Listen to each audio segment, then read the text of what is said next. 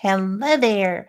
You're listening to Fate Mag Radio, the online voice of Fate Magazine, and I am Kat Hobson, your host. I am doing something that is a lot different from what I normally do, and we will always go back to having our guests on. But, I have been with Fate Magazine now for, hello, Lori. I have been with Fate Magazine now for 5 years or so. Um, since 2018, actually. This is the information package or that came from my very first UFO conference representing Fate Magazine. And that's where I got to meet Phyllis Scaldi, who is my editor. And it's also where I got to meet Rosemary Gully. And the two of them together, runaway horse thieves. I'm not kidding. Brilliant women, funny women, people who had all the good times. And I am so fortunate to be affiliated with Fate magazine. And, I just thought that tonight, I've been planning to do this. Carl and I had talked about it, and he's like, you should really do that. I just thought that I would do a show about the magazine because if you're not subscribing, you don't even know what you're missing, right? So I thought that I would just kind of, besides being the public face of the magazine, share some of the details about the magazine. It's been in publication since 1948. It is absolutely the longest running paranormal magazine, really. Um, it falls into so many genres, but it is a paranormal publication because none of us are normal. And if Phyllis is listening, she knows that's right. But I am always amazed. It's not just the magazines. Although they are fantastic. We also have Species Link. We're not publishing it right now, but it's like a regular, large magazine format, and it's pretty cool too. And I have my glasses on because I'm going to have to read a lot. But Phyllis is the publisher, and this particular edition is relevant to water, and it includes all kinds of information relevant to: is it sentient? Does it feel things? Is it, there's just all kinds of interesting things. There's also a section in here about the Animal Wisdom Tarot, relevant to animal species. Yeah, I'm terrible at this. But here you have otters. I could get that closer, right? You have otters. You have nautilus and penguins. This is probably one of the more interesting decisions that Phyllis made to publish this because it's a fantastic concept. And she is planning to bring that back. I'm not sure how soon that will happen because she is in North Carolina and is directly affected by the floods that happened there. And if you see anybody from FEMA, kick them in the shin. But anyway, Stevie Tombstone, who does our technical work, and he is actually working on my website for Fate Magazine Radio, is literally homeless right now. He is couch surfing. He is a musician, a brilliant musician. He's also a really great tech guy. But when he left the mountain, it was after his ancestral home was flooded and disappeared. It was taken away. And so he had a gig in Texas. So, hey, Tom McNicholas. But he left his truck with a neighbor so that they could get water. He took his dog and his laptop and a duffel bag and went to a gig in Texas. And he is now in upstate New York. He is traveling everywhere because he is a working musician. He's fantastic. Check him out, Stevie Tombstone. But he is just really brilliant. But he is who let me know how to get things up there if we could, and things of that nature. But if you could still please keep your prayers going for that region. They're so hurt. The whole region is just so devastated. And I know that Biltmore opened and Asheville is like, we're a tourist town. Let's not be saying that we're closed. But the devastation up in those mountains is astonishing. And you can watch videos. I saw a video from someone not far from where Phyllis lives that was of a creek that had turned into a roaring river. And the caption, I think, was nature destroying nature. And that's what happened. And I am not necessarily a conspiracy theorist, but there are a lot of them out there who have some pretty strong ideas. Our government's already acknowledged TARP. And when storms get out over the jet stream, which has cooler water, and they should slow down or dissipate, and they don't, it's kind of weird. But enough about that, right? Now, specs. So, I just wanted to let you know the things that are available on Fate. Terrible. But you've got our e-issues, and that's a great subscription, because even if we're having trouble with a printer, a physical person printing, then if they go down, we can still get our e-issues out.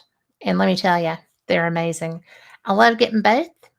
And if you see me at a convention, I have Fates with me, so I share those.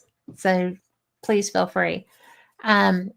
The large issues that are this size, you don't have to get just the digest size.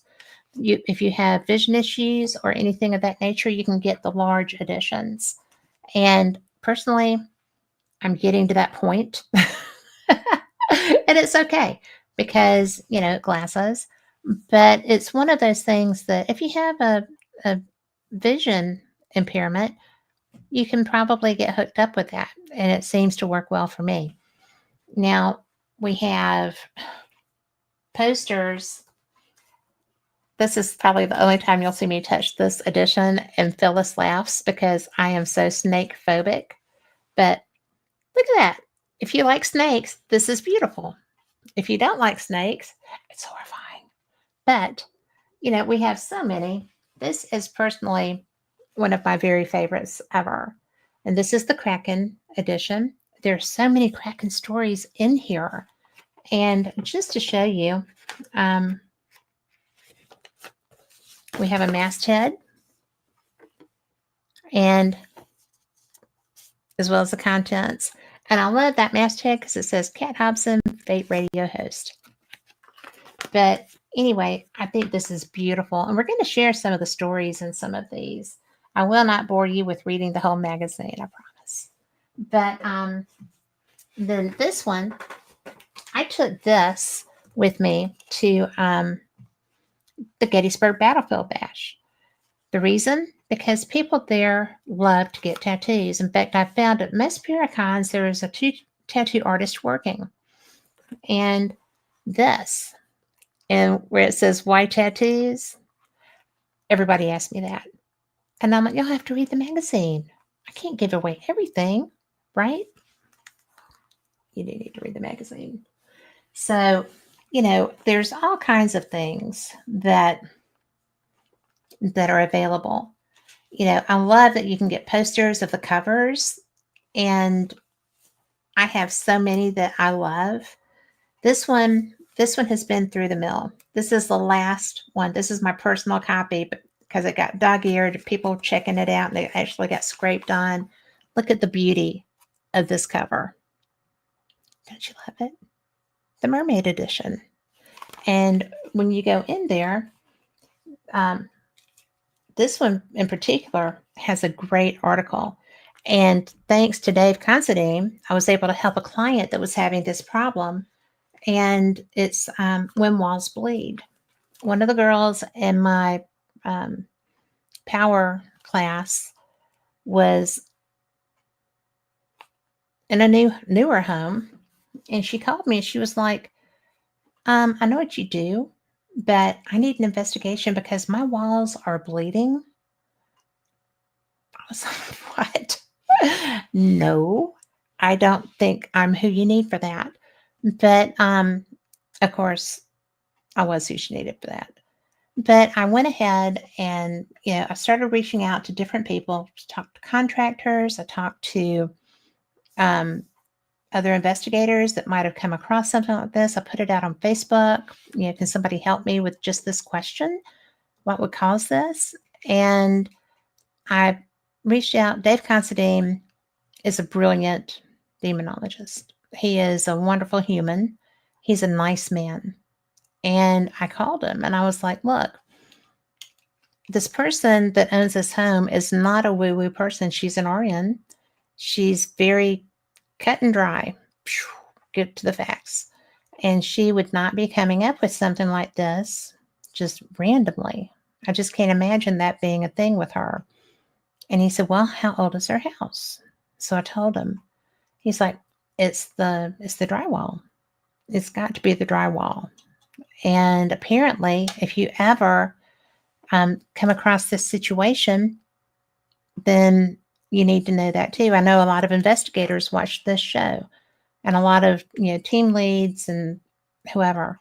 But if you come across somebody who is having that problem, before you go and, start salting and say, never hurts to sage and salt. But before you start getting them in a tizzy, you need to get information on the date the home was built. Talk if there's a contractor available that built it, then you can find out what kind of materials they used. I know that here in Birmingham, now this case was not in the subdivision this affected, but here in Birmingham, we had a beautiful multi-million dollar home that had to be completely gutted because they had used a drywall that was not American, that had some pretty serious toxic issues. And those poor people had built the most beautiful home and they had to completely redo the interior. So you need to know what you're building your house with.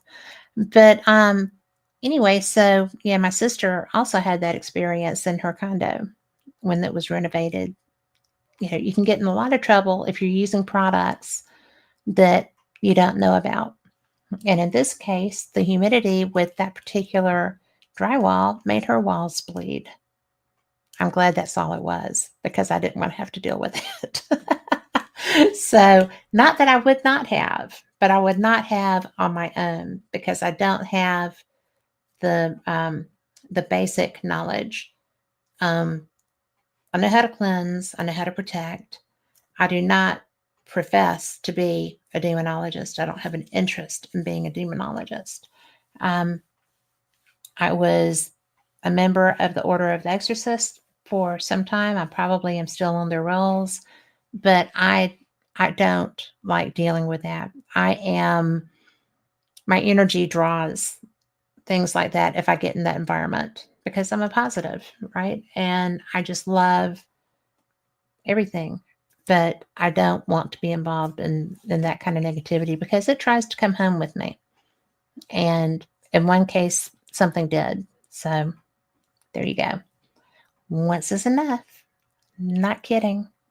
So, I talked about the different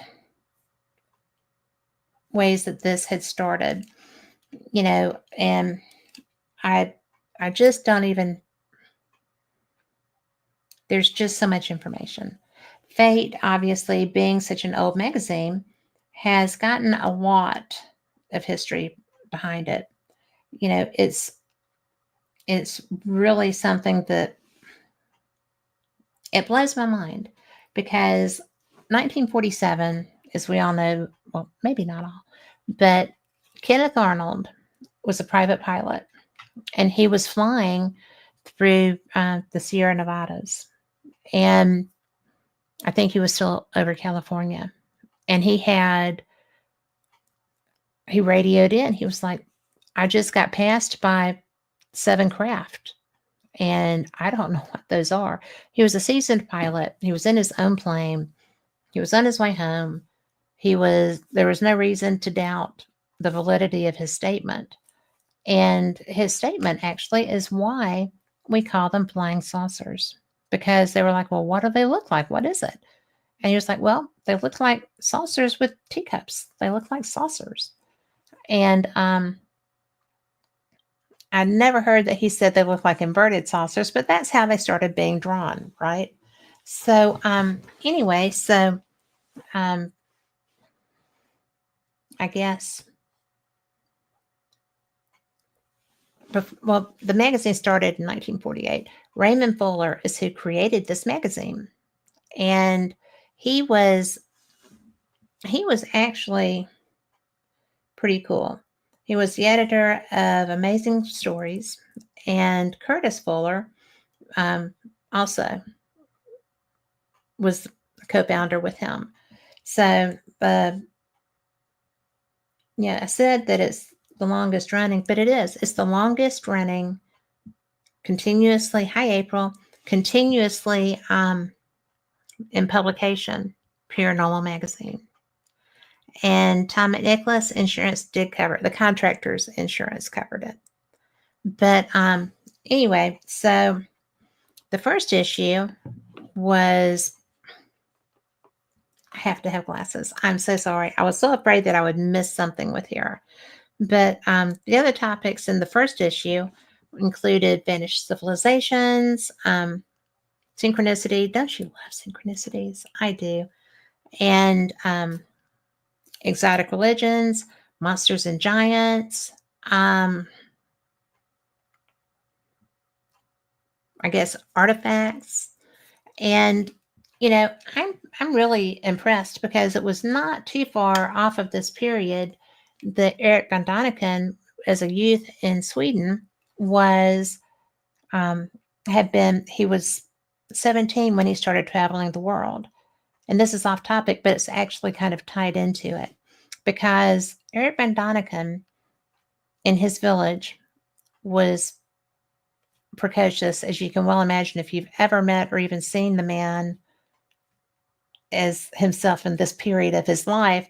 He is still precocious, and he is still so interesting and so interested. But one of the fathers at his school recognized him, and he gave him the Book of Enoch. And because he felt like he would be interested in that and could handle that. And they actually had a copy of it in the monastery. So that's what turned von Daniken on to world exploration. He just, at 17, he'd work as a waiter, save up his money, go to Peru, go back, work as a waiter, save up his money, go to Egypt. When he was talking about the Nazca Lines, he saw the Nazca Lines before humans, of this era were out there stomping around on it, trying to, invalidate them and all this other stuff. So he's really fun. If you ever get a chance to hear him lecture, take it, because there's no one like him and no one with those experiences. So anyway, but that was kind of in the same period. They were covering communication with spirits, which was not quite as taboo as it is now with some faiths, because I think everybody knew, right? So out of place artifacts, that's something that really fascinates me. I think that's my favorite thing, because if you have not had a lot of exploration in an area, and yet you're finding stuff, like if you were finding Tibetan prayer rugs in the deep of Africa, then something happened to create that being there. So that's fun to me. And fate actually, in a lot of ways, fate created the genre. And like there wasn't paranormal really before fate, as far as I know there are paralogical societies There were, started in England. We had one here that was based in New York. Dan Aykroyd's family was part of that.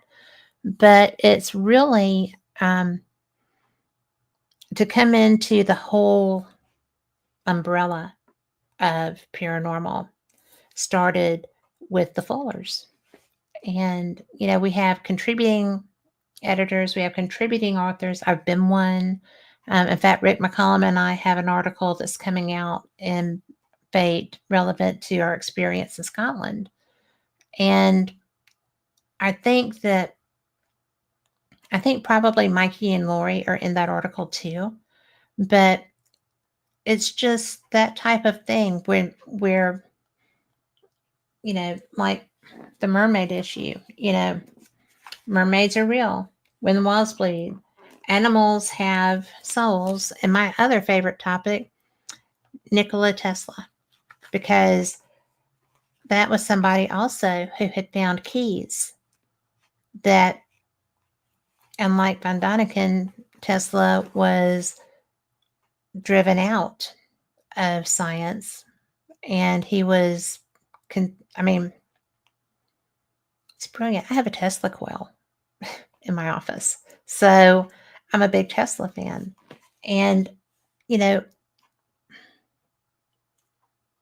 I feel like Tesla was treated the way Musk would have been treated were he not so rich, because people still mock him. And especially right now, because they don't agree with his political choices. So now he's being demonized for that and, all this other stuff. And politics don't make you evil, I don't think. And I don't think that a business person like him, I don't know. But I think that when somebody is derided and their business threatened, I think back to Tesla. He threatened the powers that be with his ideas. And I think that's really tragic that he died the way that he did, and that we still don't have his research because it was taken. And we don't even know by whom. We probably have a really good idea.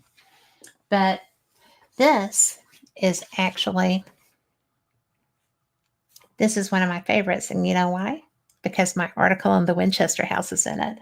But not only that, look at this cover. Isn't it beautiful? And, it talks about angels, H.P. Lovecraft, one of my other favorite topics, the Anunnaki. And I just wanted to, I'm not going to read you my whole article, I promise. But, this is one of the things that Phyllis likes to do. And this is the From Your Editor page. Isn't that cool? And there's Phyllis. But this has, thank you. And because she had a pretty severe stroke. And this is the edition where she said, many thanks to all our Fate family for all the wonderful help from you after her stroke. And she realized that she had no choice but to get better with the outpouring of healing energy and financial support that came in from everyone. So, and she goes on to say, it looks like I'll be back to normal this summer. And she was. And, she is pretty funny because she lives with her animals.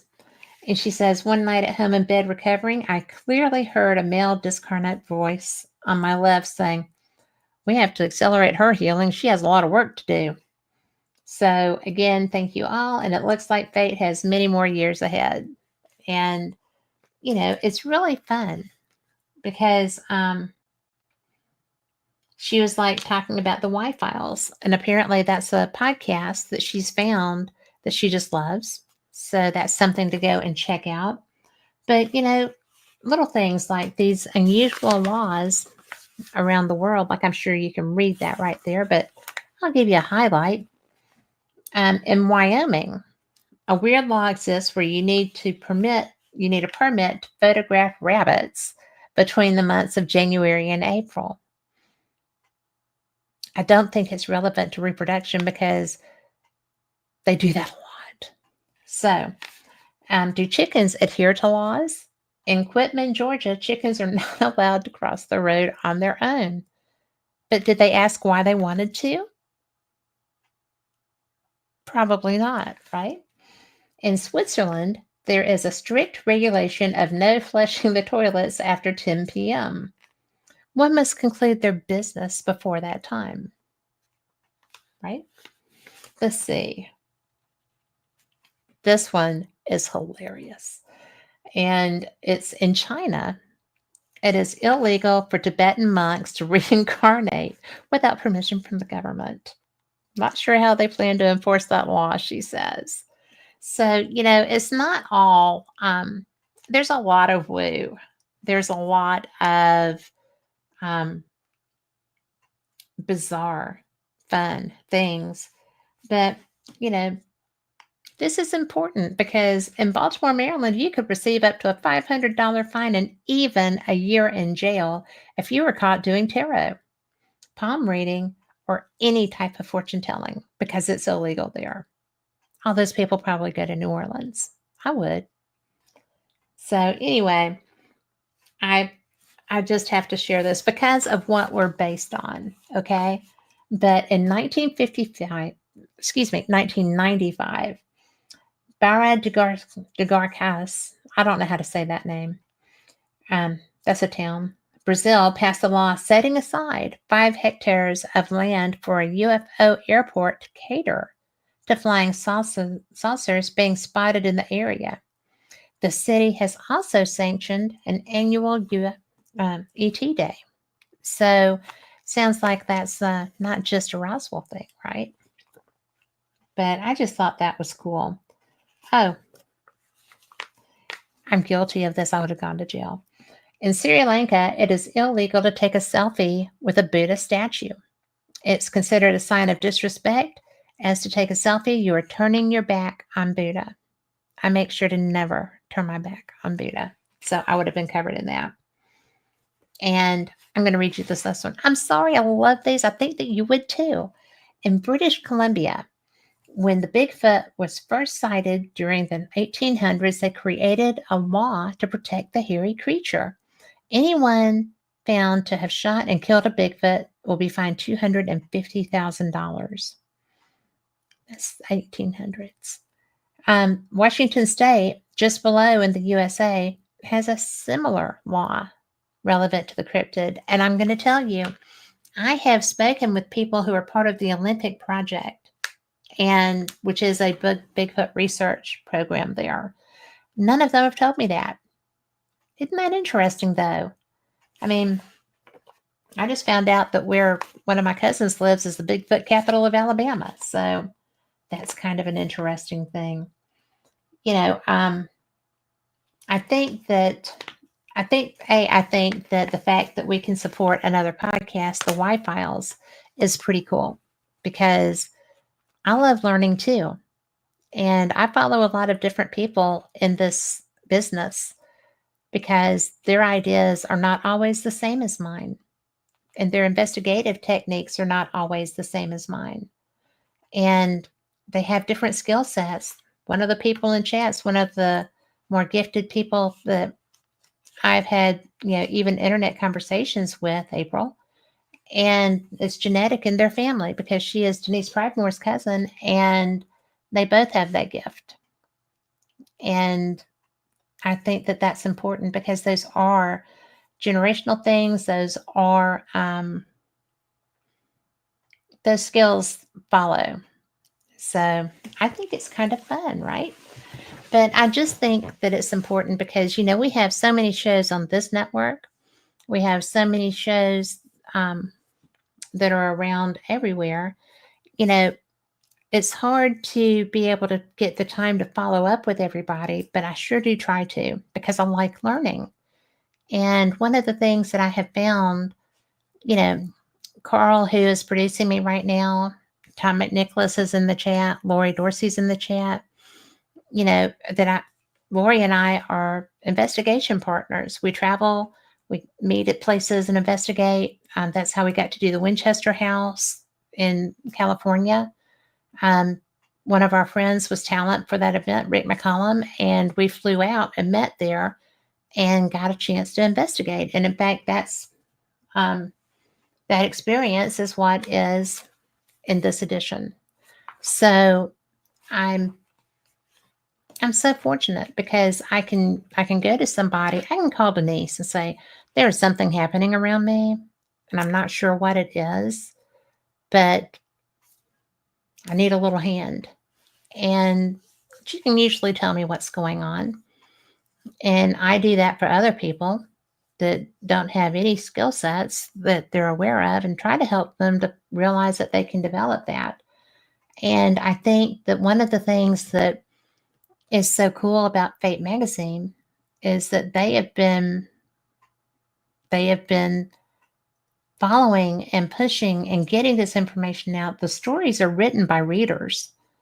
The stories are experiential. So it makes it really cool that it's always been from the get-go, the idea was to have a digest that included, you know, contributing authors, but readers.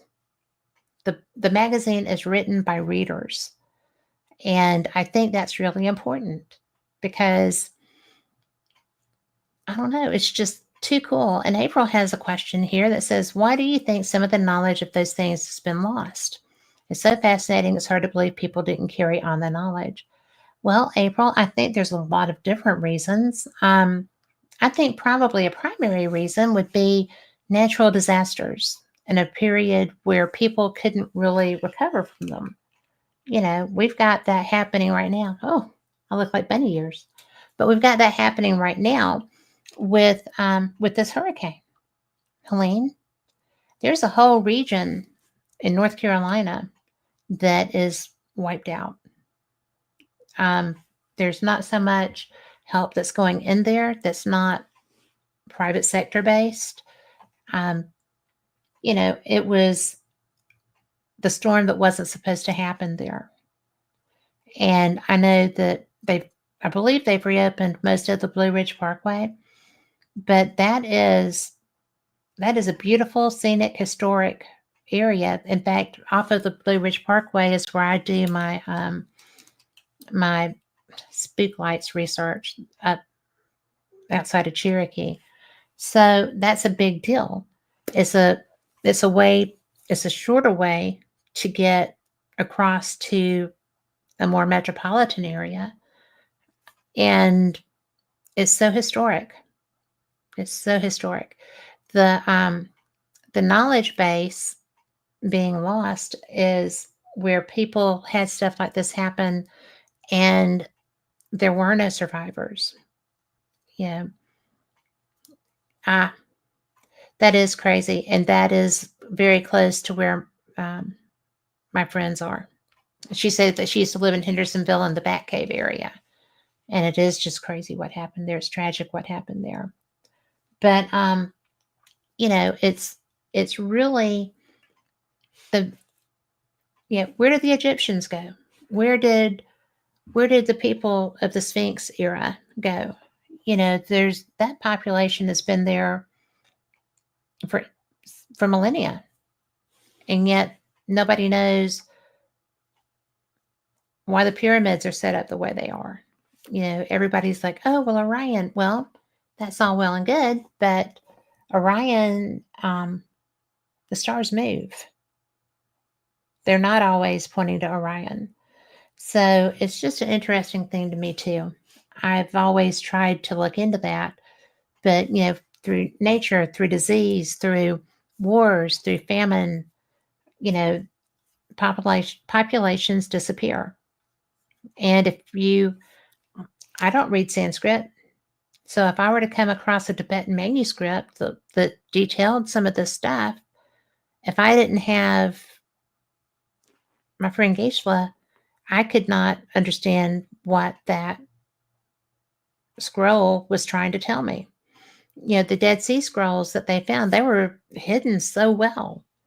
And, they're just now trying to bring them out without them crumbling. And I don't think they're going to be very, good at doing that. In this period, We have issues with the government not trusting the populace. We have known that there were UFOs since 1947. No doubt. Kenneth Arnold was a credible witness. He was, I don't know if he was a professional pilot, but he was a trained pilot. He knew craft. He knew what he saw. He knew it wasn't anything that he recognized, and yet they blew him out of the water. They were gone. They just went right by. And nobody really took askance with what he said because of his credibility. And yet, here we are, 1947, okay? We are in 2024. We just have been having hearings where the government is allowing people to discuss these things. And it's so top secret that when Lou Elizondo came out, when Travis Taylor went to work at Skinwalker Ranch, nobody knew that they already knew this was real. Travis was part of ATIP with Lou Elizondo, the same agency. I don't know if they were, peers there, but it's a really hard thing to know this happened and then have your government tell you for almost a century that, no, you're crazy. The people that say this are crazy. There's no way this could be happening. There is no thing. There is no life away from this earth. We do not have that technology. There's no way anyone else could either. And I really think that the movie Contact was the closest that we've ever come to have had this conversation. There's been other things too. And Tom says UFOs could have been around much longer. UFOs were absolutely around much longer. We only took to the skies not long before this man was flying and saw them, but relatively speaking. But, the fact that they're depicted in ancient texts, they're depicted everywhere in Egypt. It's just astounding that we're only now having this conversation. Fate magazine is a large part of why that conversation happened. It's constant. It is constant in the topics of our editions. There is so much information that is shared. When I first took over this show, my first guest was the gentleman who is the curator at the Flatwoods Monster Museum. And, Flatwood Monster was something I was not very familiar with. There were so many things given as the reasons and explanations for that experience. It was a paratrooper whose chute had gone over his shoulders, and he looked, so many BS answers for such an interesting situation. But, that's one of the reasons that I am so proud of this magazine. When Phyllis asked me if I would like to take this show over, I was so flattered. And she didn't have a problem with me continuing Paranormal Experienced because I started that. That's mine. And I love doing it. And while the shows do dovetail a lot, what I do in my paranormal life is a little different from the research I do in my ufology work. So I think that it's really interesting to be able to do both. So when I go to conferences, I go as me representing both. And I'm fortunate enough to be credentialed for that. And when I first started going to them, I didn't have Fate yet. And when I started Fate, it just opened so many more doors because everybody is familiar with it. Everybody's familiar with the reputation of Phyllis. Um, and she and Rosemary Gully were like runaway horse thieves. I am not kidding. I will share something with you about that. But it's just an amazing opportunity to be able to research because every one of these magazines has information and you can go back and get the archives. If you go back and you look, you know, I was what was I doing? I had a guest, Cheryl Costa. I had a guest on who had written a column, written a story um, relevant to the possibility of Johnny Appleseed being a time loss phenomenon. And so she wrote that and she submitted it to Fate. The first time I interviewed her, she said, well, I did this, I submitted it, I never got published, I never heard back. And so I was talking to Phyllis about it the next morning, and she was like, we did publish that. Let me send her some copies. She got copies made of that edition and sent them to Cheryl. Cheryl didn't even know she'd been published. So that was pretty cool. And, I found out as I was going through just the editions that I had, because I give them away a lot, but the editions that I have, I found, previous guests of mine, Dr. Raymond Moody, Richard Sennett. Richard Sennett is going to be coming back on. I love him. Y'all will too. Let me come through here and I will look at the contributors, and y'all will recognize a lot of these names with my great big specs again. Sorry. But Stevie Tombstone, y'all heard me mention Stevie, and he had written about Kraken legends. But Susan Swan, writing about Hawaiian self-healing. Wreck of the USS Contest by Don Sutherland. Richard, in this edition, wrote The Cursed Ring of Valentino. And again, that's the Kraken edition. If you go to fatemag.com, you'll see where you can order any of the editions that strike your fancy. You'll see a lot of them on the page. So you can just peruse fatemag.com, and it is really so much fun to go through these old things.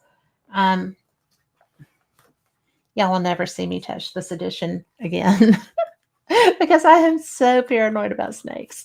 But this, to me, this covers everything. The ancient serpent, empires of Atlantis, and the Druids. And then you come to the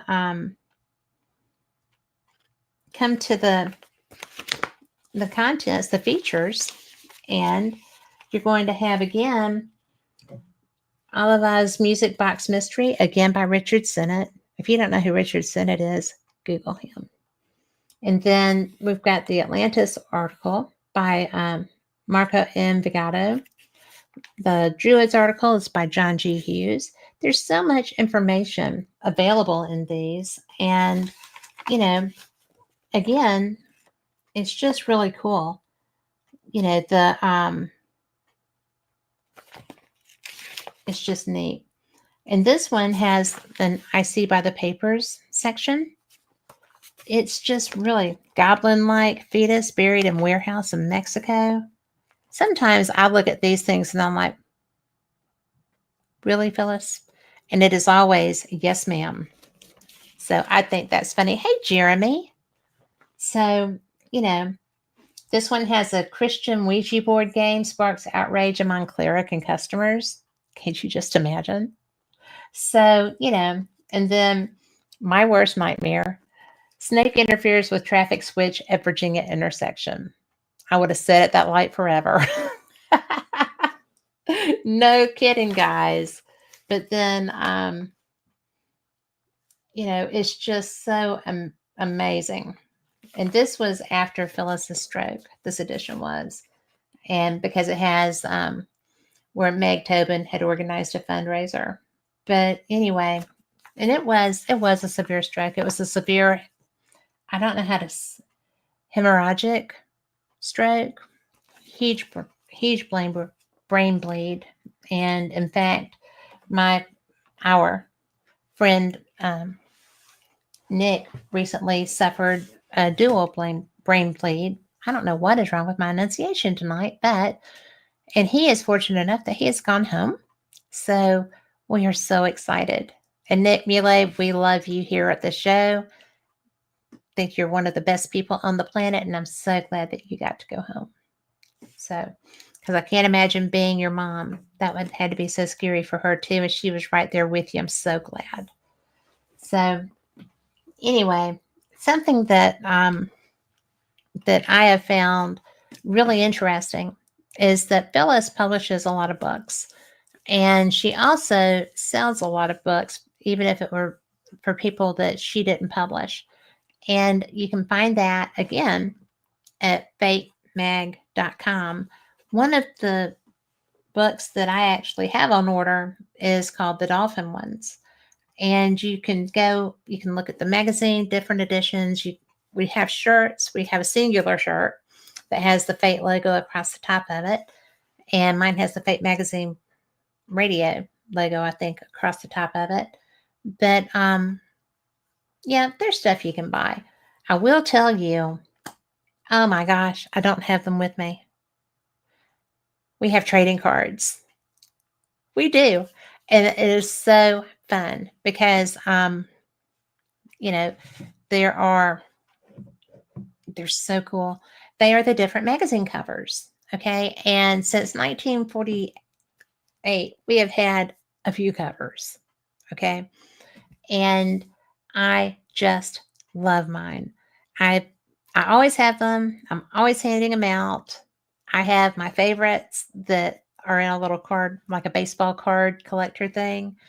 It's so cool.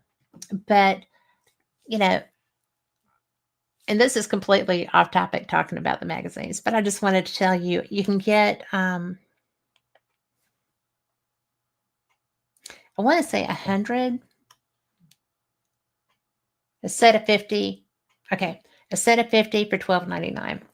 And you're not going to find bad ones. I'm serious. And if you see me, grab me because I will have them with me. So it's my favorite thing. But we also right now have a holiday offer that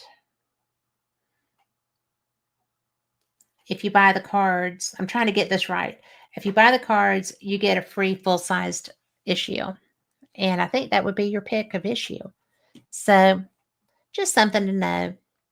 But again, it's so special to be able to play with this stuff. I have been so fortunate.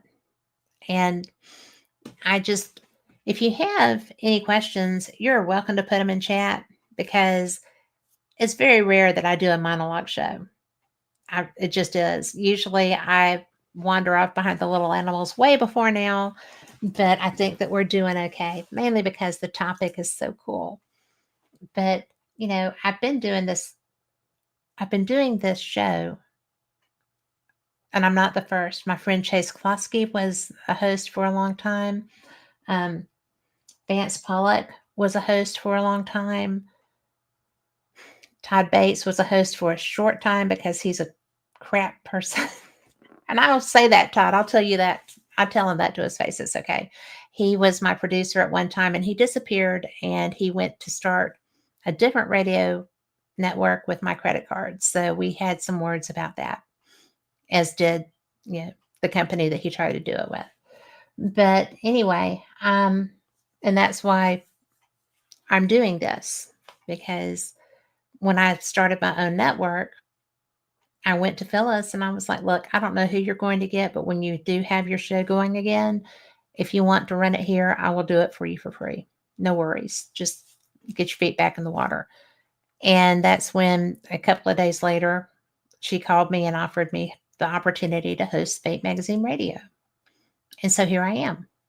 And like I said, I'm very blessed. I'm very fortunate. I did not intend that because I never intended to host two shows. And it's just such a gift. Such a gift. And I can't see that. But the pyramids. Yes. Oh my gosh. Carl has got a graphic up that is beautiful. It's the Angel Fate. Ah, thank you. Yes. And he is just so brilliant. I can't even begin to tell you how brilliant Carl is. He has he has taught me so much. There's so much more that he has to. He doesn't have to, but he probably will because he just takes people along with him. And I'm so blessed and thankful for that. And I don't tell him that often enough. So between Phyllis Galdi and Carl Albertson, I have some very good friends in this world. Denise Pridemore, yeah, got Jeremy York here, and I just love our community. We're so fortunate. So, and I don't know. There's just something about people that have that in them. It's just a beautiful, special thing. And I don't know. I just when you have experiences, and y'all can all relate to this, when you have experiences with people that may not be the best person, um, or not the best person for you, and you still try to make that work, and you struggle to go out on your own when it doesn't, and then it's just a nice thing to have somebody who cares. We all get in that position, and when you find friends that you didn't even know were that involved, it's just like, wow, dude, you are an amazing human being. And I recognize that. I try to be that. And it's just so cool. It's like with Phyllis and her stroke, and you know, everybody is just like, "Oh my gosh, we have got to put all these things together." And I called her. I waited a little bit cuz I wanted her to get home. It was a really serious stroke. And she's fine now. But I called her and I'm like, "Well, I just wanted to let you know that you've been in my prayers. I've been thinking about you. I just wanted to know that you're okay. What can I do? I think that," and she was like, "Oh, I'm good." Yeah, her speech center was a little affected still. And she was like, "But I have to go. My goat's out." And I'm like, "You're chasing your goats? Really?" And that's when I knew Phyllis was going to be okay, because those goats are the most loved, spoiled, rotten goats on the planet. And yes, she was having a lot of fun. And I was just reminded to tell people that now we are on Dark Realm TV on Roku. Yay! Thank you so much, Carl, for putting that in there. And one of the things that I think is so cool about that is that, again, Carl, right? And Jay Lynch. And I just blanked on his wife's name. I need help. Besides mentally. But I want to say Teresa, but I don't think that's right. It is Teresa. Thank you so much, because they're actually coming on with me the second Sunday of December. And it's just really, we've known each other online for, oh my word. I've done Paranormal Experience for 10 years, and I guess I've known them for 8 online. And I did not ever get to Pottstown to investigate with them, but we'll investigate together at some point.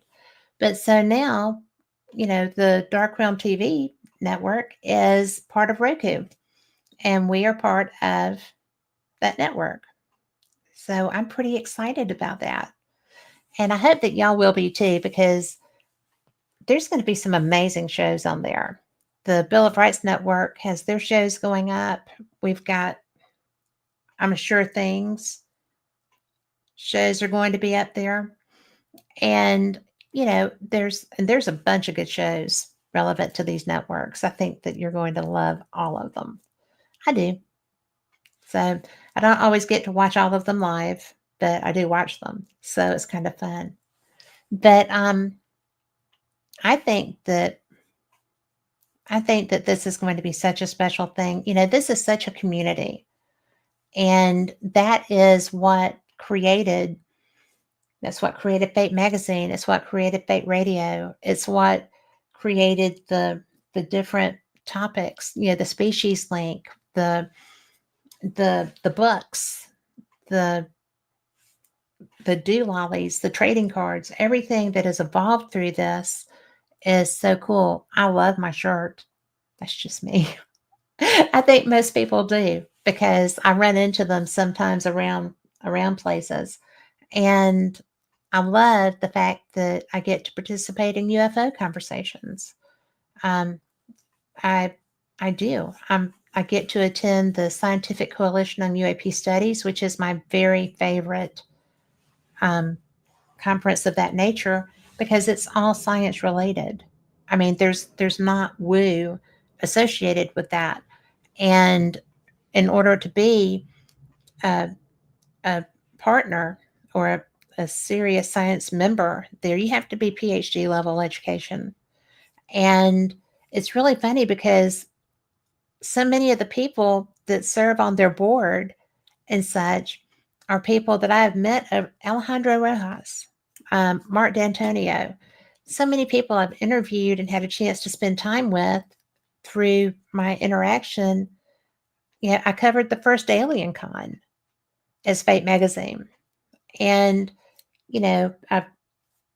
I have not yet done a MUFON symposium, but I've done the UFO Congress out in Phoenix. And there's so many people.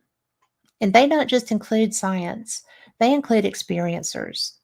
And something that I found is that these experiencer groups, um, they have counselors that specifically work with you, people who've had alien encounters. And I didn't really know that that was a thing until I started working with Fate because so many people, when they find out that that's what I do, they have these experiences and they bring them to me to share. And they don't mind if I share them. I won't always give names, but a lot of the people have written books about their experiences that I talk to, and they come on or have come on to let that story out. I think that probably the experiencer side of this phenomenon is the side I relate to because when I was in 7th grade, there was something outside I saw a craft, and my dad was outside with us, and we were having a cookout, and there were 4 of the people that jump out of helicopters there. My dad was Special Forces Green Beret Airborne Division, pretty 181st. But anyway, and all of these men, I've been going to watch them jump my whole life. I saw something and it was just being still. I pointed it to him. I am. But Tom said, forget the men in black. You're the lady in white. Yeah, pretty much. But it's so much fun because my dad lied to me because I saw this craft and I pointed it out and I was like, what is that? And they all looked at each other and they looked back at me and said, that's a helicopter. I was like, I've watched you jump out of helicopters. That is not a helicopter. And they were all like, why don't you go see if the potato salad's ready inside? So it was wild because that night, I'm in bed. My sister and I shared a room. She was over in her bed. I was in mine. And I was awakened by green and white and, lights that were moving in my room. And I was just like, I don't even want to know. And I just put the covers over my head because I was so afraid. And I didn't know what I was afraid of. But that was a sheer terror moment because my sister wasn't, and she was a light sleeper. If you sneezed, she was up. So I was just like, well, okay, this is different. So the next morning I got up and I told my dad about it, and he was like, oh, I'm sure that was just the police. I was like, it was green. I mean, why would the police be in our driveway? So, you know, I had that experience, and I don't know, you know, I don't know. Was there lost time? I don't know. And have I had regression? Absolutely not. I don't see a reason to. But I have had experiences since then. But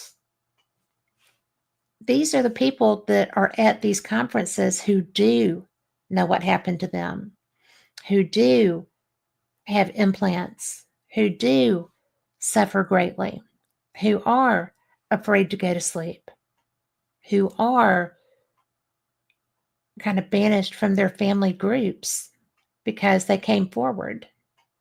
And, you know, I got to hear the audio tape of Barney Hill's regression. And if you don't believe that there's serious trauma attached to some of these experiences, well, there's not a cow in Texas. I'm serious. That man wasn't telling the truth. It was just so tragic. And that's one of the opportunities that I've had through fate. I don't know. You know, do I know what kind of people did that? I don't. Do I know that it's really interesting that aliens apparently were not able to work zippers at that period? I do. Hyperintelligence, abducting people, couldn't undo a zipper. Boggles the mind. So, you know, it's just kind of an interesting thing. Excuse me. You know, the whole point of doing this was to let people know about what Fate Magazine is. It's also to let people know why I feel like this is such a big deal. I've never been part of something quite this big. And I've had some pretty good gigs along the road because I'm old.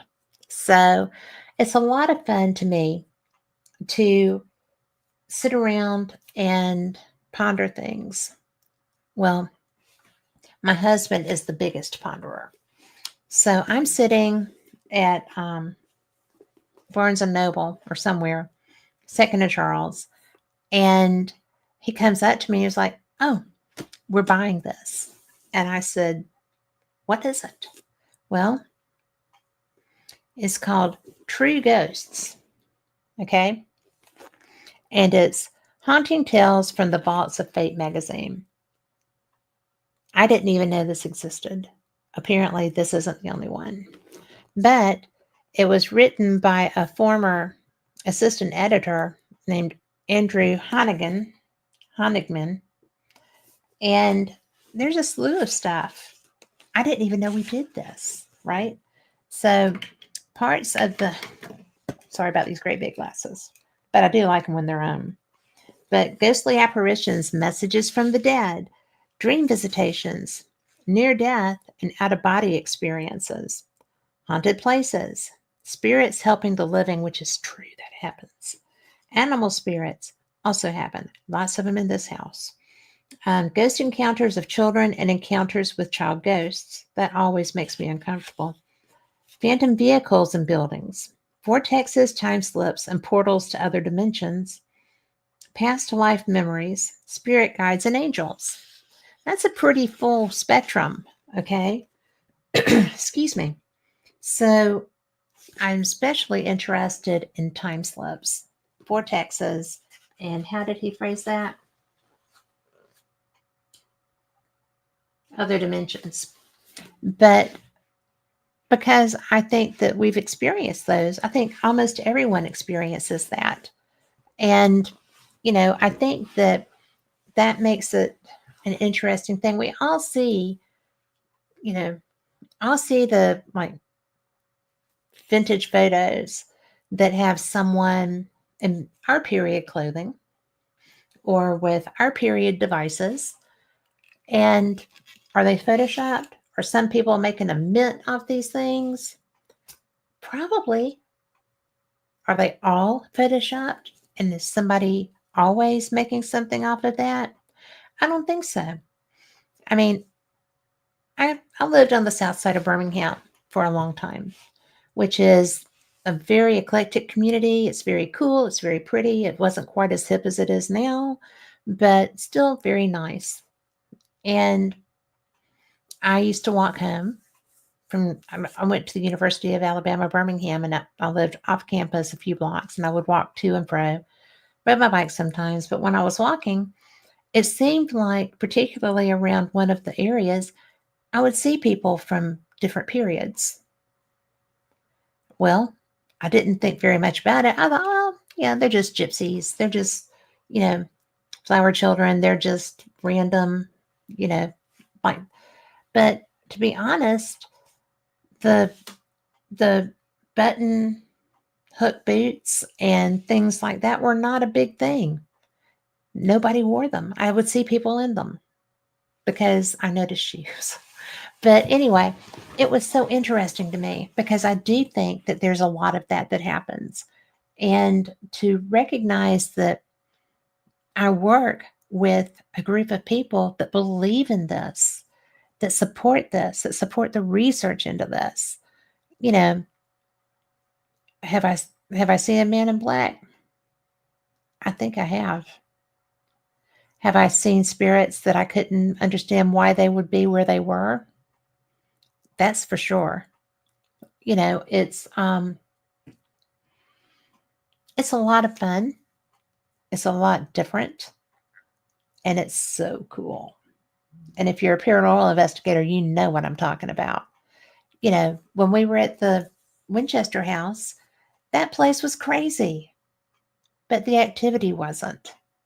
It was just a lot of things happening. Lori, who is in chat, actually got a video of she was using her SLS camera, and there was what it looked like a dog trying to get through. They had windows in the floor in some of the parts. She was bored. She was doing anything to keep that activity going because she'd been told if the hammers and saws stopped, then so would she. So she kept building on that house. But anyway, so there is a SLS image that looks like a dog trying to claw its way through this window in the floor. And I'm just like, this is the strangest thing I've ever seen. Well, it really was one of them. But I wanted to share with you, if you don't mind.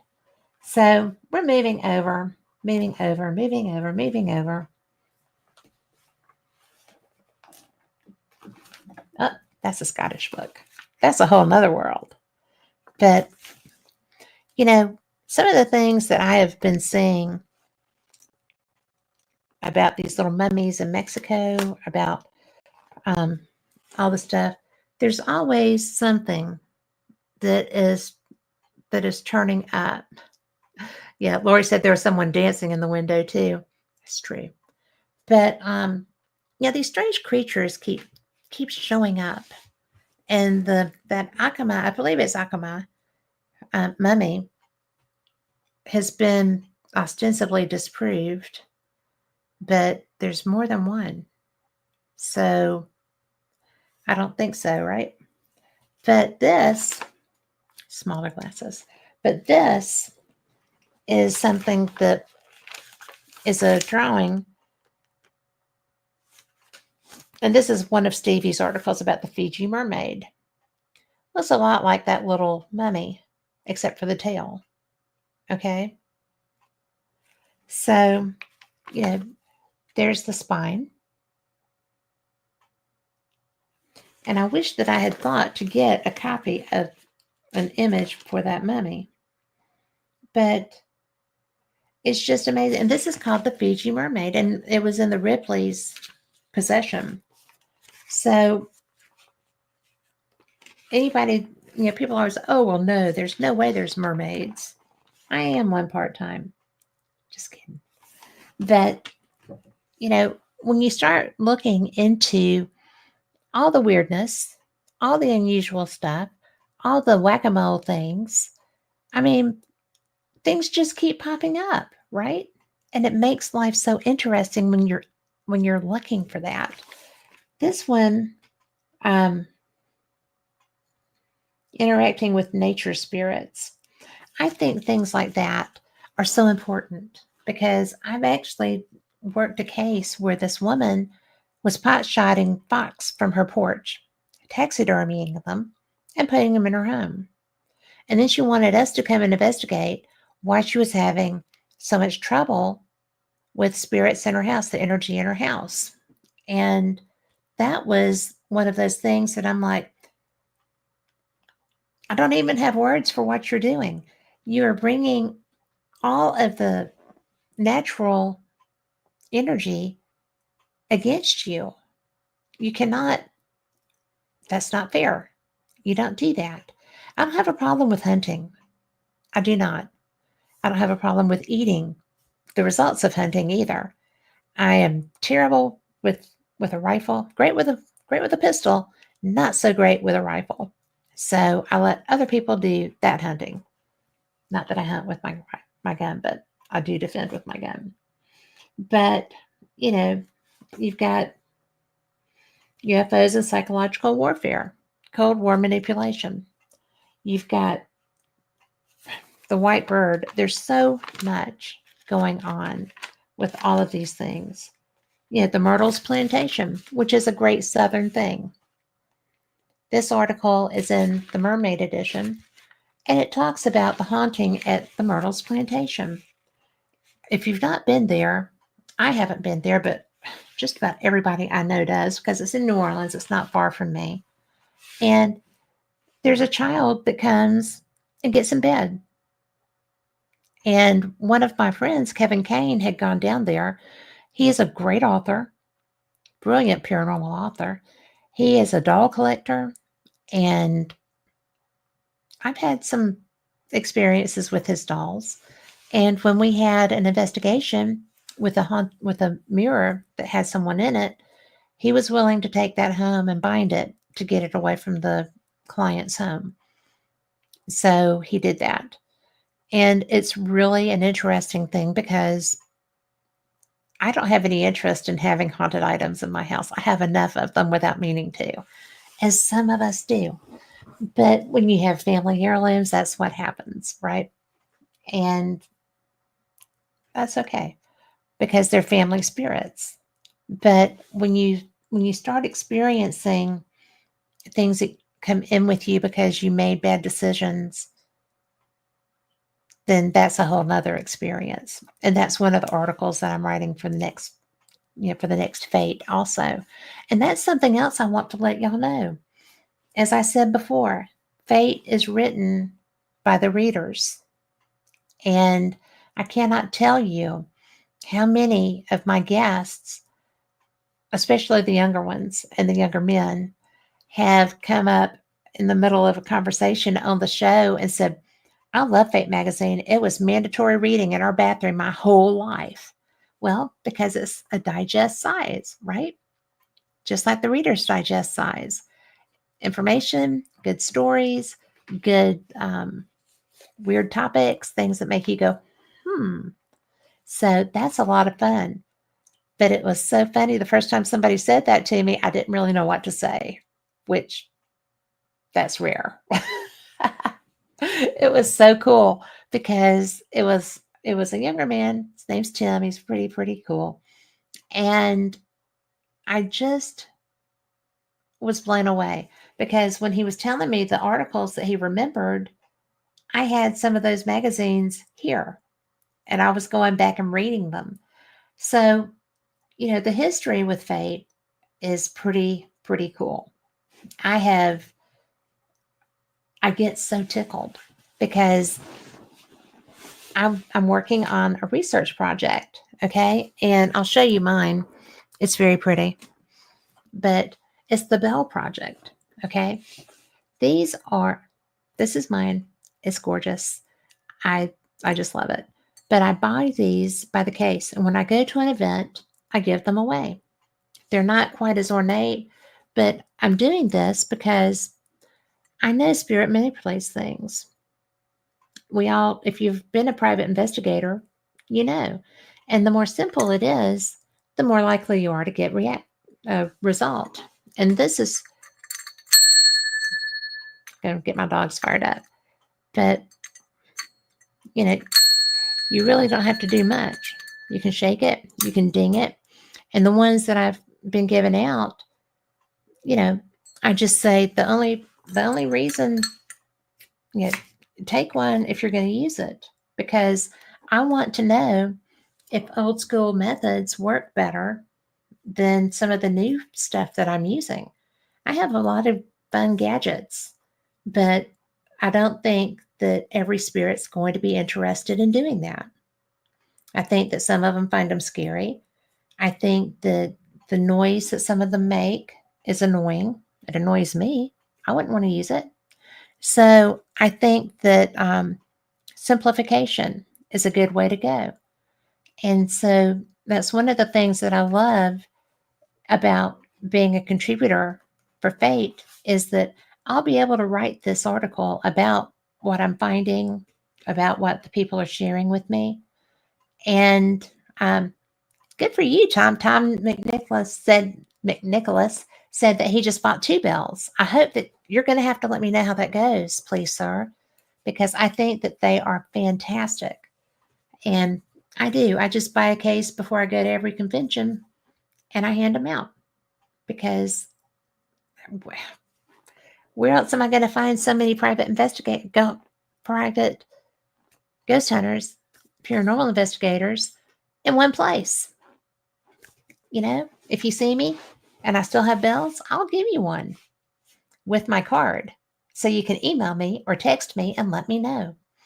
And, I think that the most fun of being a paranormal investigator is when you do get interaction with the spirits. I was in Scotland for almost a month this year. It was off the chain. We went to so many places. We were in places that had never been investigated before. We were in places that had been investigated forever. We were in public buildings. We were in, old private buildings. A lot of them were national trust things that the government owns. And, I wish I'd had my bells with me. I didn't. But we were using dowsing rods. We were using newfangled stuff. We were doing all kinds of fun things. And one of the people with us, Mikey Thompson, you've seen him on the show, is one of the best tech guys on the planet. But he's so fantastic at explaining to people how to use this equipment. It's just like if you just walk by it, it'll just light up. And by jingo, light, light, light, light, light, light, light. And there's just all kinds of ways that you can do paranormal research and document it and share it and get it out there. I think that one of my favorite parts about being part of this show and this magazine is being able to have the access to people to say, let's work together. Let's go out and let's get something that we can find. It's the same thing with ufology. Fate is ufology. Fate started because of the Kenneth Arnold story. That was our cover photo. And Tom McNicholas says he doesn't believe in purchasing equipment for hundreds of dollars when you can do the basics. And I agree with him. I don't spend hundreds of dollars. I do have some stuff that I'm going to share. This is my trigger object. And if I can find it, there's all kinds of places around here. And because I'm a dog person. But I got this from my friend Gina Bingston. So, and Bob Christopher. And they own Vortex Ghost Gear. But this is handy and it works because I know people who have raggedy ends. I know people who have just plain old K2s and stuff. I'm a dog person. I will always have dogs. And so when I saw this, I was like, oh, that's mine. So far, so good. I've gotten good results with it, but I can't stand putting it in a box. So he just sits right over there. But I think that one of the things that matters the most is that it doesn't matter what tool you're bringing if it's what that person knows how to interact with or is interested in or wants to play with. So there's that. I think that, you know, I think that anything that you do that works for you is going to work in paranormal investigation. And if you're not comfortable with it, they're not going to be comfortable with you. So there's that. And I also wanted to share because I didn't know anything about this stuff.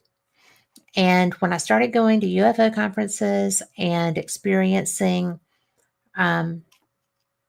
different mindsets, different thought processes, and beliefs, and all the things, I just was amazed. I was at Contact in the Desert out in Ocean Wells, California. Huge UFO conference. Very cool. Lots of experiencers, lots of big names in that field, lots of not so big names in that field, lots of opportunities to be exposed to different thoughts. Some of the people I had just read about. That was the first time I went there was the summer I got to hear Eric Von Daniken talk like 4 times that one summer. And every time was different, and it was such a blessing. But the coolest part was they had a crystal. Well, they had a vendor section, and there were crystals galore. There was all kinds of stuff. Well, I got this. And it is, I have to look the name up, but it is a Shungite pyramid. And it is so cleansing and it is so strong. And I keep this one on one side of my bed. I have another different type of pyramid that is crystals and copper and stuff made into it. And I learned that crystals really help. I didn't know. Well, come to find out that Phyllis had actually written a book on crystal cleansing. So when I was talking, came home and I'm so excited and I'm showing her all the stuff and telling her about all the stuff. And she was like, oh, I wrote a book on that. Okay. When I say Phyllis Galdi has done wonders and all kinds of things and has so much knowledge, I fully understand why so many people are so supportive of her personally, of her professionally, with Fate, with all the writing that she has done, with, all the things that she did with Rosemary Galley. It's just really a special opportunity to get to know her. And it's such a blessing. I never would have expected that this would be a real thing. And it is. And I just think it's nifty.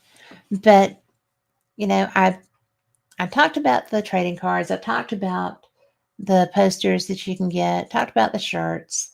But, all that's just stuff. What I think is the best thing is actually the education that you can get from this magazine. I know that sounds crazy. But it's true because every edition,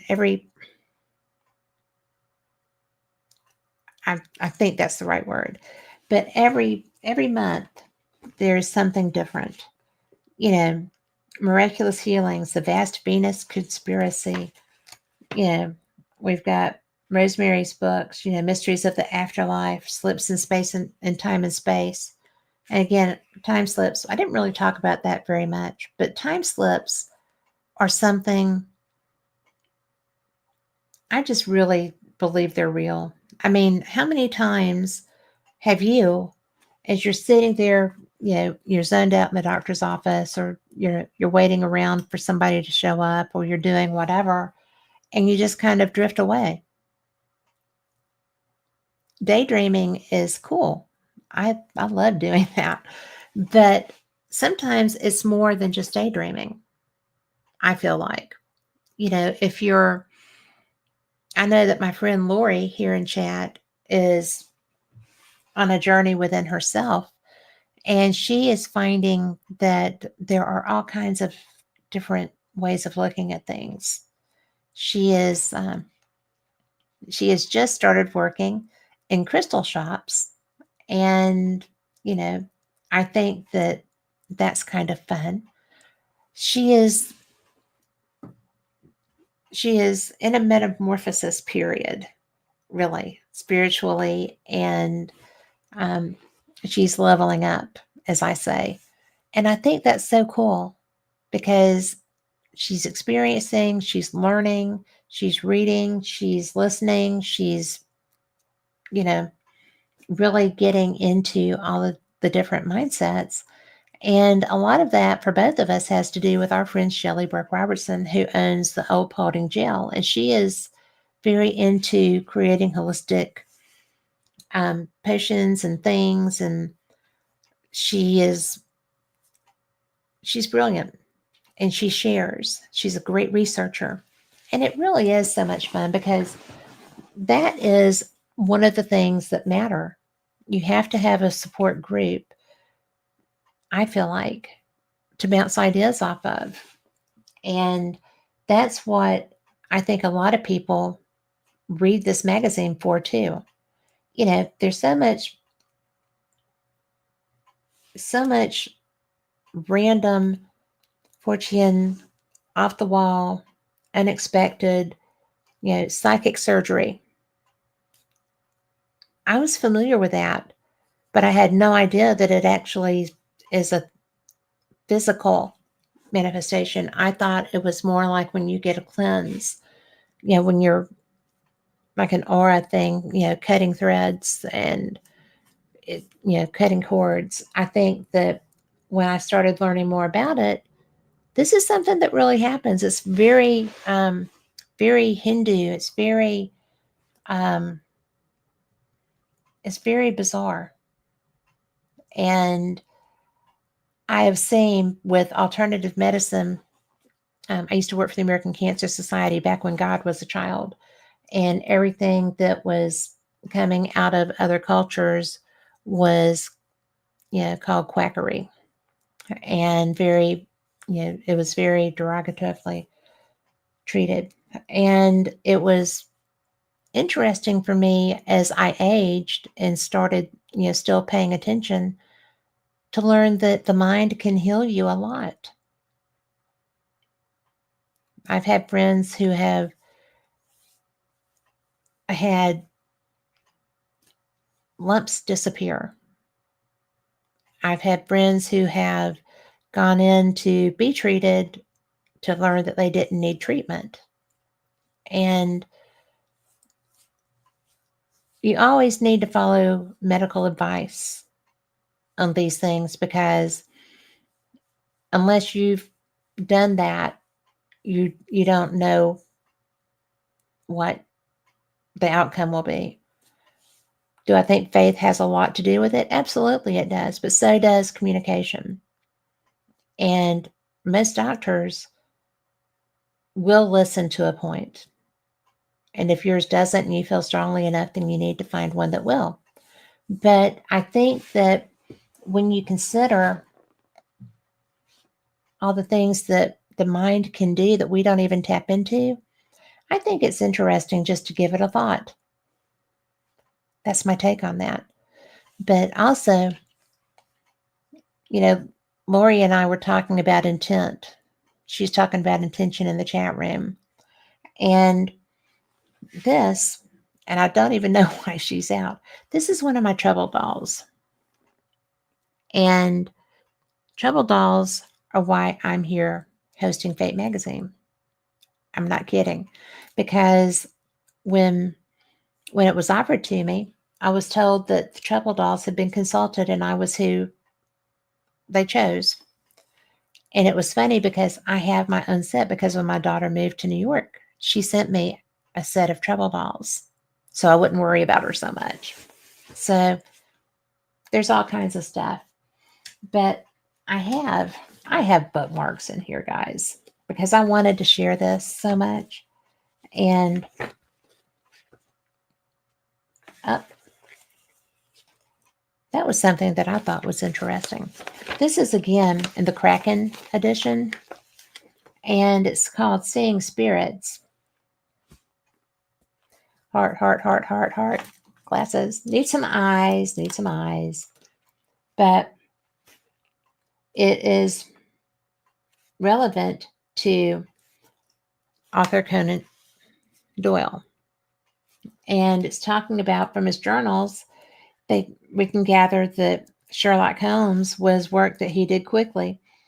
Each took 1 week to write. So,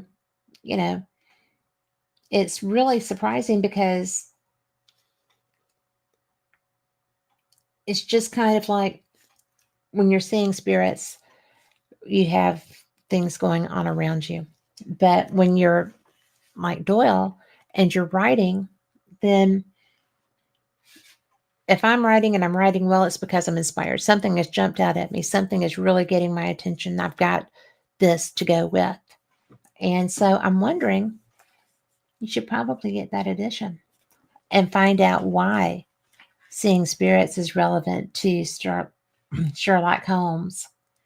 And this edition also includes the top 10 UFO contactees of all time. And I'm sure probably you know most of them. But I am just always mesmerized because, you have people that are just the average person down the street. Betty and Barney Hill were just on their way home.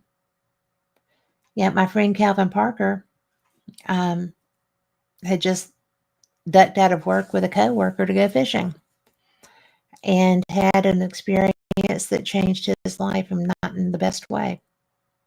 And he was a very fine man, and I know that so many people miss him. He recently passed away, and he had the best bride, and she is a brilliant woman. But anyway, so you just don't know what you're going to run up on, or why it's going to happen to you, or what makes that person be an experiencer versus another. All of those things, I think, kind of make life interesting and keep you on your toes. So I had, excuse me, just a moment. I have lost my mark for, this was it. This is something that I have recently been experiencing a lot of. We have had 9 dogs. I have two here.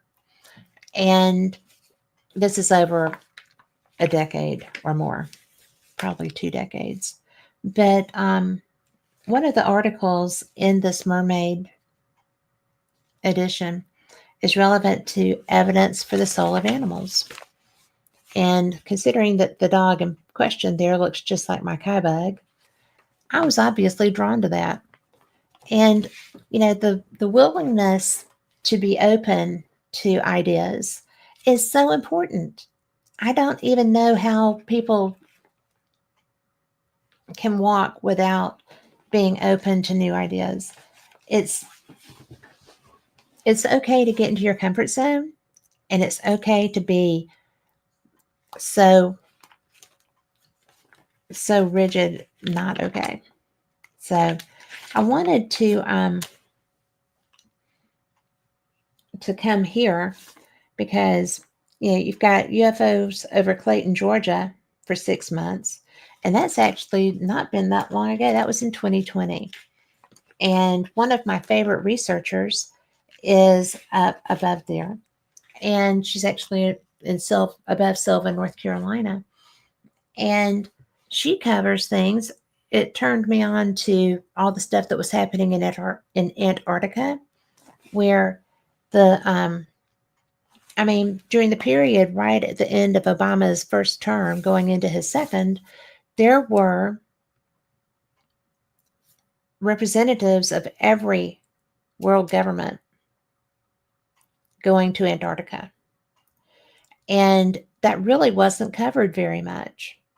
But the website is called Starships Over Cashiers, Cashiers, Cashiers. And it is written by Mary Joyce. But one of the things that struck me about that, there were people from the Vatican that were there. None of this was hidden. Prince Harry was there. On the day of Obama's second inauguration, John Kerry was there as opposed to being at the inauguration. And I actually, before I read this, this blog, I had not thought about it, but I remembered thinking, how weird that Kerry isn't there for Obama. He was the Secretary of State. How can he not be there? And when you went to look at things, because you can use Google Earth to look down there, and there's all these things. I went to Lockheed Martin's website because that's who was doing the work there, and they were hiring. The requisite of you being able to go down there and work were that you didn't have any communication devices of your own, period. No cell phones, no iPads, no communication device at all. And you had to sign a non-disclosure, and you had to stay for 6 months. And I was just kind of like, be a good job, but why don't they want you talking to your family? It's illogical. So when Mary Joyce is conspiracy based, but she doesn't do anything without documentation. And when we were talking about this, and she's been on Fate, and she's been on Paranormal Experience too, but she is someone that is a peer of Phyllis. So this wasn't something that was happening in a vacuum. It wasn't in a void. Mary is very out there. So, not like out there, but very out in front of things. And she is the person who has talked about bases, military bases at Cherokee National Forest, at the park entrance, underground. And, I work up there, not far from the entrance to the park, when I'm doing my spook lights research. And it's called the Thomas Divide lights, and they're documented, not unlike the Brown Mountain lights, except to my knowledge, there have been no disappearances relevant to the Thomas Divide lights. My husband, when I started doing this research, thought that I might be a little nuts, but he wants to help, and he is that engineer brain side. So he went and got topography maps for me. I got all kinds of information relevant to what was at the point where these things would start, and then they would come across toward me. And I was definitely taken by surprise. I was videoing, and I had looked down to do something. And one of them, I was parked at the edge of the overlook, and there was a wall, and then there was a tree hanging off. And one of them was up by that tree. It had come all the way across to me. And I just, I was surprised. And I just said, that's a little too close. I don't know what you are. And it backed up. And I was like, it's responsive. Oh my gosh. So, that to me, I mean, I'm sorry. I get very excited when I have experiences that reflect that there's some intelligence that I'm interacting with. There's some maybe concern also, because I just am always amazed at the things that will interact with us if we give them half a chance. I didn't like it when it was in my house, got rid of that. That was very disconcerting. But when I'm out here, you know, I'm very careful. I don't get out of my car when I'm up there, because the last time I went up there in the middle of the night, um, not quite the middle of the night, but there was a boar that had 13 babies, and I don't want to be eaten by a boar, and they will. So I don't get out of my car, and but I do have a camera on open air looking out, and I do get things. So I think that again, is it swamp gas? Swamp gas does not have intelligence, and it doesn't respond to, please don't do that. Back away. That's too close. That's not a swamp gas thing. And I know that with Brown Mountain, a woman disappeared, her search party disappeared. People always think that there are train lights coming through there. They think that, well, the train tracks aren't there anymore, but they think maybe residual. I don't know why they think that. But with the Thomas Divide lights, there's not anything there. I've looked. And so it's really a fun thing. And I don't have the edition with me right now that has spook lights, as far as the great detail. But next time I do one of these shows, I will have that for you. But I think that one of the things that, I get a lot of people that are like, well, I didn't know Fate Magazine was still in publication. Well, we are. And you can subscribe, you can get your e-editions, you can do, contributing. We love great stories, and there's ways to do that. And if you want to, all you have to do is go right on over to Fate Mag, FATEMAG.com, and you will find the opportunity to subscribe. You will find the opportunity to submit. And, don't be afraid, because if it's something that you think is so bizarre, well, maybe it's very bizarre for you, but other people are experiencing it too. And I know that when I have a situation, I had something in my house and I didn't know what to do about it.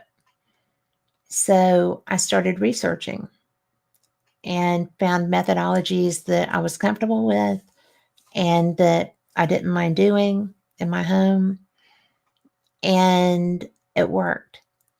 But if other people hadn't put the information out there, then I might not have understood that, okay, this is how you do this. There's nothing dramatic. You just do it and it cleanses your home. Well, I'm sitting there thinking, demonologist. I need a demonologist. But it was not something that was to that level. And one of the things that I like about having this resource is that you can go and you can look and you can find information. If you have a question that you're not finding the information on, you can email. And I guarantee you that Phyllis, if it's been published in this magazine, will know the edition and she can help you to get that. I mean, it's just that good. She's just that good. And, I just find the knowledge base is astounding. Absolutely astounding. Like I said, she knew that article had been published. She knew what edition it was, what year it was, what the cover was. She knew everything about that magazine edition. and the story that was in it that the author didn't even know was published. So that author got 2 copies. And I'm going to take a minute here because I'm looking for something specific that I wanted to share with you. And it's just, it's really touching because, like I said, Phyllis Scaldy and Rosemary Gully were the best of friends. They had history together. They were kind of two women in the wilderness for a long time. Wasn't exactly the norm for women like them to be out breaking ground like this. And yet, there they were. And I don't know how it feels to lose a friend that's that close. That's one of the few people in the world doing what I do. It's one of the few people in the world that understand me. I have those friends. One of them's in chat right now. But, it's really so special. And I know that she won't mind me sharing this because she shared it with us.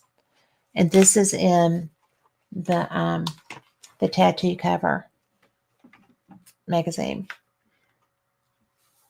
So I really wanted to close with this because when you're a woman doing fortune research, it's very difficult sometimes.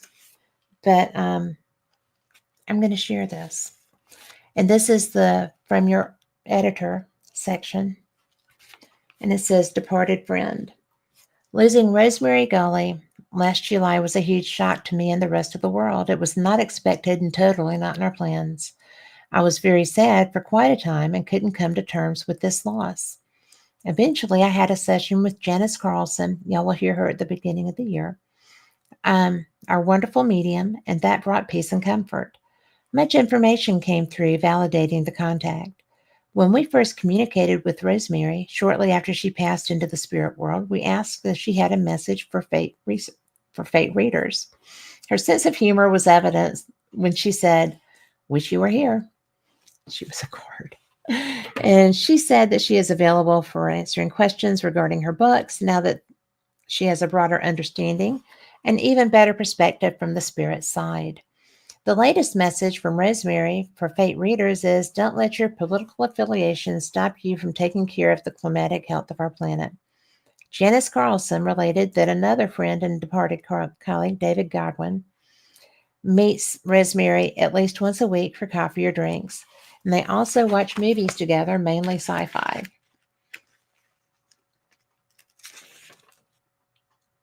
About once a month. They have a similar sense of humor. He says Rosemary has more friends in heaven than he does, then he laughs. And it sounds like life goes on the same in the afterlife, just in a different frequency. Another message received directly from Rosemary is to be happy.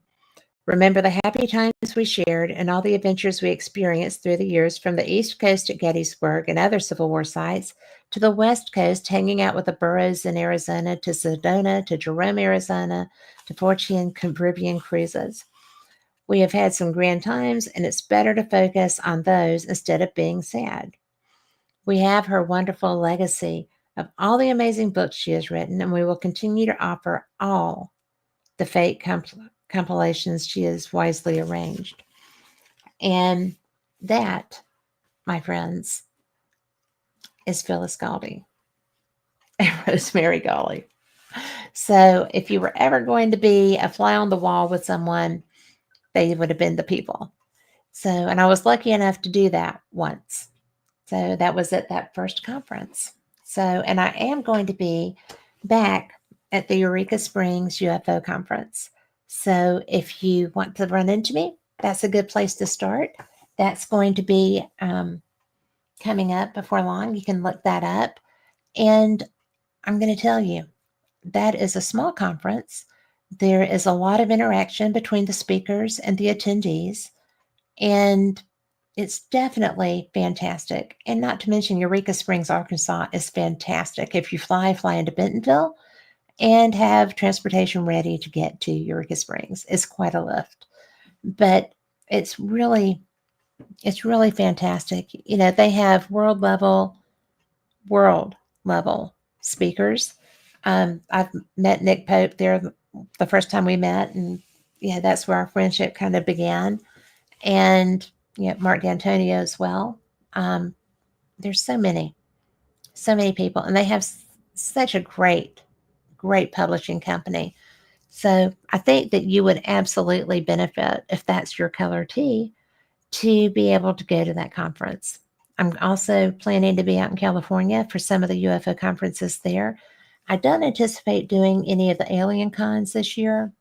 So it's still kind of a fun thing. Yeah, I took Lori with me to the conference when at Eureka Springs, and she said she was in awe. And she was. It's a great place to be. But anyway, I really, really enjoyed this show. I hope that you did too. I know that just me for an hour is probably a lot. For 2 hours might be too much. But I just really wanted to share this. I feel like a lot of people that I talk to are surprised that Fate Magazine is still in publication. It's never stopped. It's something that, is like every other month or so. And when Phyllis was down with her stroke, she came right back, and this thing was rolling. It's not a single person thing, although it is the pivot person thing.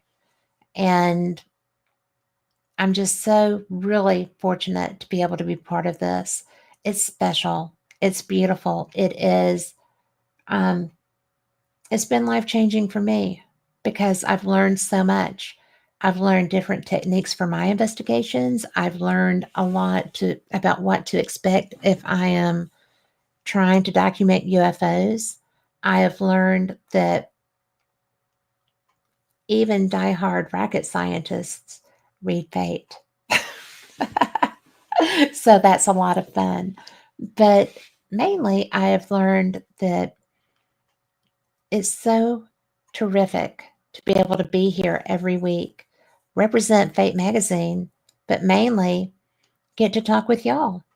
I think that I'm one of the luckiest women on the planet, and I love what I do. So if you have anything going on, if you'll let me know, I'll be glad to promote your events. If you have any questions for me, you can reach me at cat@fatemagradio.com, and I will be more than happy to answer them. If you need a direction in your research, I'll see if I can't help you with that too. And mainly, I just really appreciate every single one of you. Everybody in chat, you know, it's been so great. And Lori, I would be lost without you.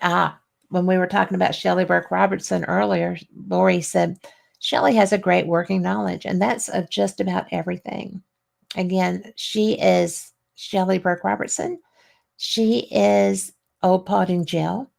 And if you have a spiritual, cleansing, um, pretty much any need paranormal related or herbology related, that's your go to. You can find her on Facebook. She's brilliant. So I just think that that's a really great thing. Tom McNicholas, I'm glad that you've been here. April, I'm glad you were here too. And I think that, I don't know, I think that this is going to be such a great season, guys, because you know what? We are we are starting with this network. We're starting our Roku, and I am just thrilled, absolutely, to be doing that. It's just going to be, I don't know, it's just going to be off the chain. There's so many great shows that are going to be part of this. And I just want you to feel like this is something that is going to be your favorite. It's going to be a paranormal network. It's Dark Realm TV. And yeah, I will have Jay and Teresa on with me the second Sunday. So in December. So y'all come back too. We'll just be learning together, seeing things together, and just knocking it out of the park every time. And again, don't forget the Bill of Rights Network on Facebook, the Things Network on Facebook, both of those. You will find so many shows, so much fun, and they are going to be part of the Dark Realm TV as well. Thank you so much. I look forward to talking to you again. And Carl Albertson, you are a hero. Thank you for your work. You do so much together. And, Denise and Ron Pridemore, all the people that have brought me here, I really love all of you. And you listeners, thank you so much. I guess viewers now. We're just moving right along, left and right, left and right. So thank you very much. Good night.